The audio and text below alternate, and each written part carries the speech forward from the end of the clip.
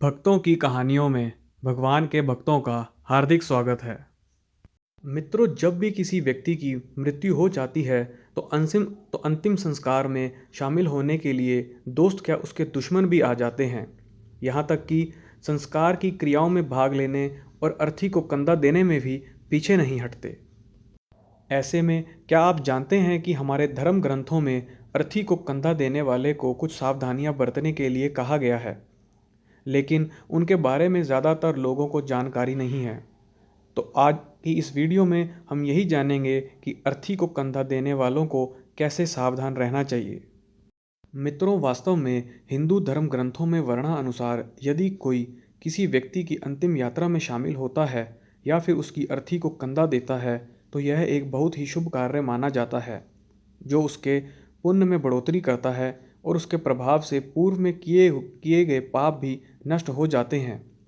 क्योंकि ये बताया गया है कि संसार को छोड़ के जा रही मृत आत्मा अभिवादन करने वाले व्यक्ति के तन मन से सभी संतापों को हर कर अपने साथ ले जाती है। इसलिए इस मान्यता से अवगत ज़्यादा लोग शव यात्रा में शामिल होने और शव को कंधा देने का सौभाग्य नहीं छोड़ते। मित्रों, शास्त्रों के अनुसार हमें उस व्यक्ति की अंतिम यात्रा में भी ज़रूर जाना चाहिए जो हमारे घर के आसपास के 100 गज के दायरे में रहता हो, और ऐसा होता भी है। आज भी गांव में लोग अपने आसपास किसी के घर में मृत्यु हो जाए तो घर में चूल्हा तक नहीं जलाते, और जब तक उसकी अर्थी ना उठ जाए तब तक किसी तरह का शुभ कार्य या पाठ पूजा नहीं करते। असल में इसके पीछे की मान्यता ये है, जहाँ शव पड़ा होता है उसका आसपास का क्षेत्र भी नकारात्मक ऊर्जा से भर जाता है, जिसे सूतक कहा जाता है।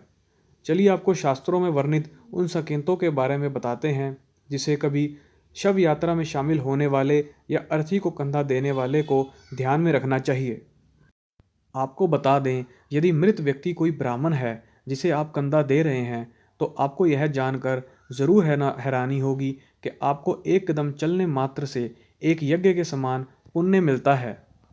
इसके अलावा एक और नियम ये भी है कि जो व्यक्ति ब्रह्मचार्य का पालन करता है वो किसी अन्य व्यक्ति के मृत शरीर की अर्थी को कंधा नहीं दे सकता और ना ही उसकी शव यात्रा में शामिल हो सकता है। वो केवल अपने माता पिता और गुरु की ही अर्थी को कंधा देने का अधिकारी है। इस नियम से अनजान अगर कोई व्यक्ति ऐसे व्यक्ति की अर्थी को कंधा देता है तो उससे उसका ब्रह्मचार्य खंडित हो जाता है। इसके अलावा मित्रों, मुक्ति धाम में प्रवेश करने वाले किसी भी व्यक्ति को किसी भी प्रकार का अनुचित व्यवहार और हंसी मजाक करने से बचना चाहिए। साथ ही इस बात का भी खास ध्यान रखना चाहिए कि उसे भी यहीं पर लेके आया जाएगा। अगर ऐसे में यदि कोई व्यक्ति किसी प्रकार की अनुचित गतिविधियां करता है तो समय आने पर उसे उसी क्षेत्र के देवों को जवाब देना होगा। इसलिए मित्रों, अंतिम संस्कार में सम्मिलित होने वाले व्यक्तियों को चाहिए कि वो अंतिम संस्कार के पश्चात बिना पीछे मुड़े किसी नदी या फिर तालाब में वस्त्र सहित स्नान करे और मृत व्यक्ति के नाम से जल अर्पण करे और बिना कुछ कहे घर की ओर चल दे।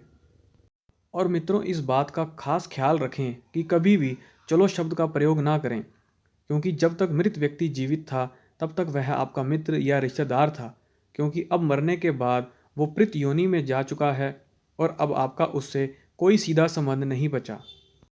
ऐसे में आप लौटते हुए चलो शब्द का प्रयोग करते हैं तो वो आदमी प्रेत रूप लेकर आपके साथ ही चल सकता है, जिससे आपको प्रेत बाधा भी हो सकती है। तो मित्रों, इस तरह देह संस्कार करके घर पहुंच के व्यक्ति को नीम की दातुनें चबानी चाहिए।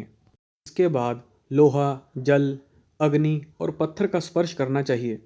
अब आप पूछेंगे कि क्यों? तो ये इसलिए क्योंकि मनुष्य के भौतिक शरीर के अलावा ऊर्जा से बने कई शरीर होते हैं जो शमशान या शव के संपर्क में आने से दूषित हो जाते हैं। अतः जब आप इन वस्तुओं को स्पर्श करते हैं तो उससे उन शरीरों की अशुद्धियां दूर हो जाती हैं। इतना ही नहीं, जो लोग शव यात्रा में सम्मिलित होते हैं उन्हें 1 दिन का, शव को छूने वालों को 3 दिन का और अर्थी को कंधा देने वालों को लगभग 8 दिन का सूतक मानना चाहिए।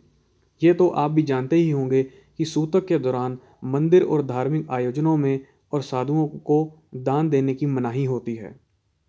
आज की वीडियो में बस इतना ही। ये वीडियो आपको कैसी लगी कमेंट करना मत भूलिएगा, वीडियो को लाइक करना और चैनल को सब्सक्राइब करना ना भूलिएगा।